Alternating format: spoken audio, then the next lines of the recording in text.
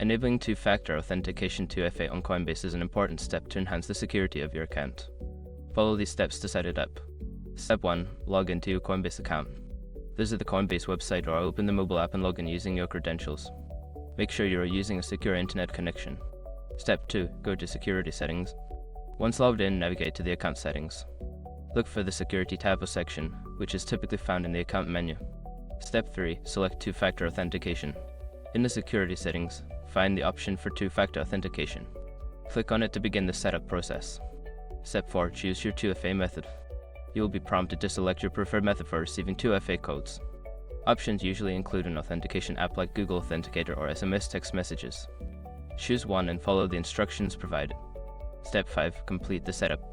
If you chose an authentication app, scan the QR code or enter the provided key into the app. If you opted for SMS, enter your phone number and verify it.